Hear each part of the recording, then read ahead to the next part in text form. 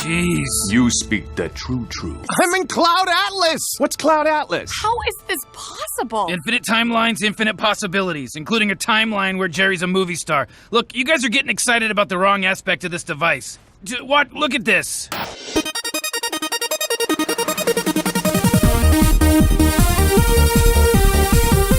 I'm walking here!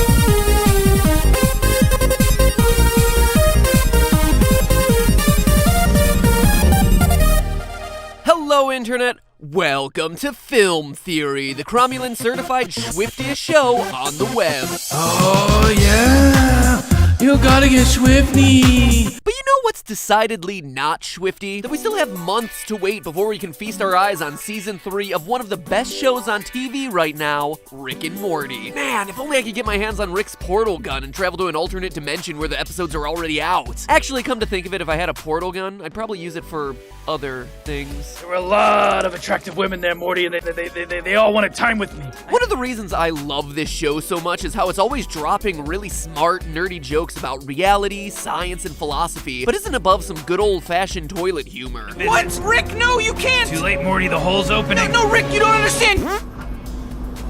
There's a lot more where that came from, too. Ah, the classic fart joke. But it's the characters in Rick and Morty that are the best elements of this show. Jerry's soul-crushing mediocrity, Morty's endless sexual frustration, Summer's endless quest to be popular, and Beth's domestic alcoholism. Actually, that last one probably shouldn't be funny. But it is! Then, of course, there's Rick, the enigmatic interdimensional genius. The end of season 2 leaves us with a cliffhanger that promises some kind of revelation about Rick's past. And that is what we're theorizing about today. Without getting too specific, I'm gonna go ahead and warn you all now, do not watch any further if you haven't seen up through season 2 of Rick and Morty. Check obligatory spoiler alert off the to-do list, and let's go. The fan community for this show has been losing their minds about Rick getting jailed at the end of season 2's finale. How's he gonna get out? Is season 3 gonna start with an epic prison break, a la Prison Break style? But the biggest question of all is, what did Rick even do to get locked up in the first place? Not much is known about the circumstances surrounding his imprisonment. I mean, in the past, he's made some passing statements about having a lot of enemies. As you know, Morty, I've got a lot of enemies in the universe that consider my genius a threat.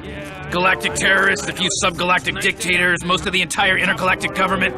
Wherever you find people with heads up their asses. And at Bird Person's wedding, he graces Beth with some casual wedding chatter. The road your father and I walk together is soaked deeply with the blood of both friends and enemies. Must be nice. Then, right before the vows are given, it turns out Summer's friend Tammy is an undercover narc for the Galactic Federation, and her wooing of Bird Person was all just an elaborate ruse to trap Rick and throw him into the big house. And that's it. That's all we know. We don't really know the specifics of why Rick is labeled as a terrorist. It's widely accepted that the show's creators are withholding the answers to these questions, waiting until the new episodes come out to reveal the specifics about Rick's mysterious past. But screw that, why wait for them? What if the answer to Rick's misdeeds are right in front of us already? Hang on to your head hats, because I'm about to show you what I got. Because honestly, I think I got it all figured out. First, here's a clip from the season 2 finale. What are you in for? Everything.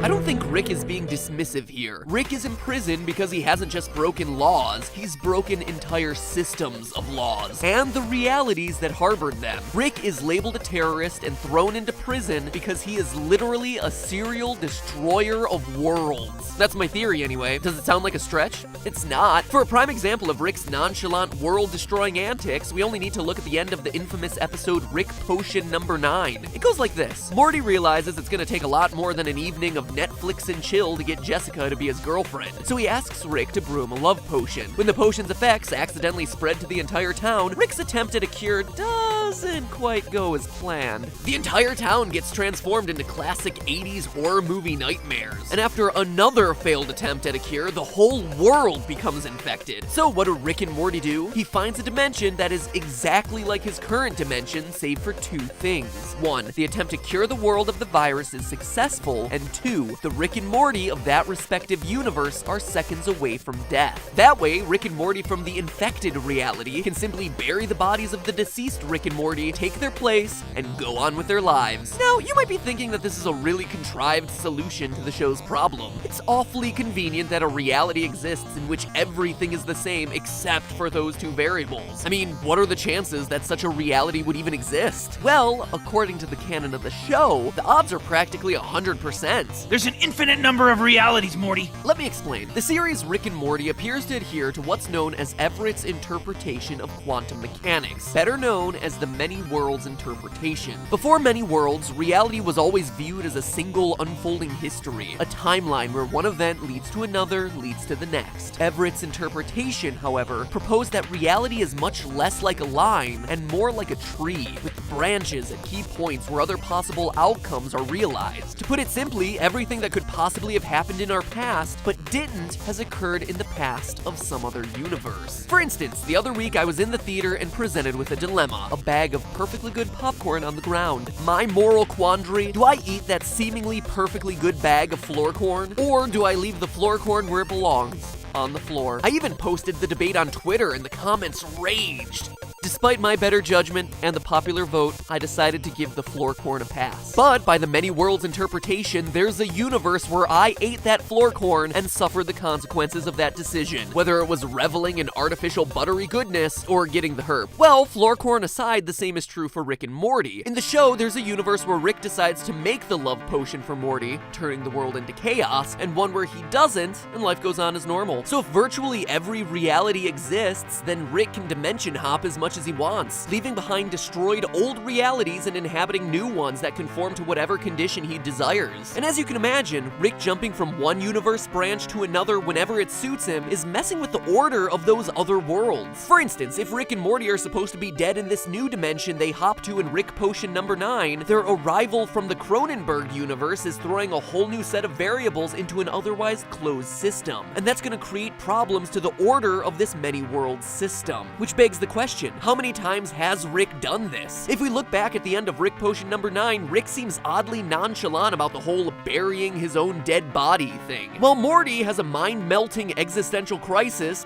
Rick just grabs a beer and watches some TV. It's clear that this is not his first time at the rodeo. He's done this before. As a matter of fact, in the very first scene of the entire show, Rick destroys another world. Don't remember? Let's take a look. In the cold open to the pilot, Rick drunkenly attempts to nuke the entire world in order to allow a fresh start. Even though Morty eventually talks him out of it, Rick passes out before he can disarm the bomb. The countdown sequence gets closer and closer to launch, and we hear that the bomb is fully armed right before the show takes us to the title sequence. But what happened that the show's creators aren't showing us? There's no way Morty, who's characterized as naive and not brilliant, could figure out how to stop the launch sequence himself. So boom! The show opens with Rick's favorite drunken pastime, destroying an entire reality. I mean, if this is the kind of guy who would burn down his entire brick and mortar startup just because he got bored, there's little doubt he'll also destroy entire worlds when they start to tire on him. Maybe that's what the devil was referring to when he said this in the episode Something Ricked.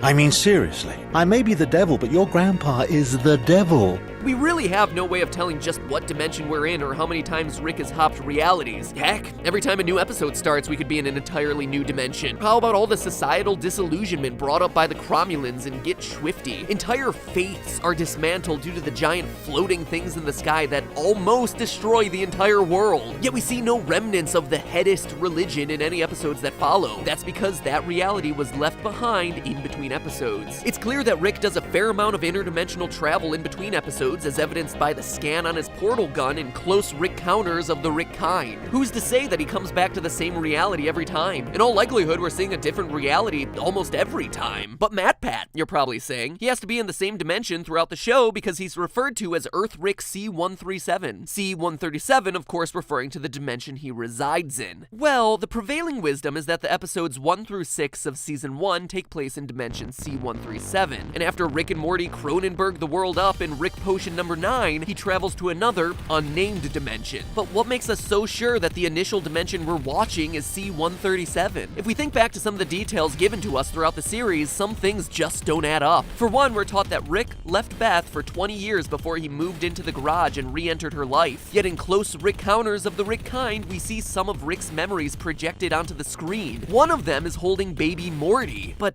that doesn't make sense. If Rick has been gone for 20 years and Morty is still in high school, then how could he be present for Morty's infancy? If Earth Rick C-137's memories indicate a different history than the Beth of the initial dimension, there's no way that episode 1 through 6 took place in C-137. Truth is, Rick has hopped to and from so many dimensions, he doesn't even remember what dimension he's in anymore. In the episode Morty Night Run, Rick and Morty drop Jerry off at a daycare, specially designed to keep Jerry's busy while their Ricks and Mortys are off in their irresponsible adventures. Now what's telling here is that when Rick is filling out the admissions paperwork, he writes C-137 for his own dimension, but NA for Jerry's. Strange detail, right? Now, obviously this Jerry doesn't exist in a paradoxical non-dimension. He's from somewhere. So why does Rick write not applicable here? Because Rick destroys and switches realities so often that he isn't even sure which one he's in at the moment. But the kicker for me is the show's intro. In the final shot of the awesome opening sequence, we see a visual reference to H.P. Lovecraft's Cthulhu, a giant cosmic entity that's so widely known as the destroyer of worlds. But what's most interesting to me about this particular moment is that most of the other clips in the series intro are later revealed in the context of a full episode. This clip isn't anywhere to be found in any episode in either Season 1 or Season 2. So why include it? Especially considering it takes up the much revered spot as the image that takes us to the title card. Well, it's not a mistake, dear viewers. It's a deliberate reference to Rick, the world-destroying terrorist who fancies himself a cosmic deity. He has the power to save or destroy entire worlds, and he is the reason I'm alive at all. But hey, that's just a theory. A film theory. And cut. If you want more Swifty Rick and Morty action, click here to check out my friends at Wisecrack and their video on the philosophy of Rick and Morty. If you like this video, you'll love that one, covering everything from cosmic body horror to Jerry being the everyman. And finally, before you go, aim your portal gun right here to subscribe to the Film Theorists. Why would you do that? Well, duh, for more cool videos like this. You made it this deep into the video, so you must have really liked it. So why not keep the notifications coming? I mean, next episode is gonna be all about a Marvel movie that I think everyone's really excited about. So if you want to subscribe to make sure that that one winds up in your feed, it wouldn't be a bad idea. Just saying. Make the smart call. Subscribe.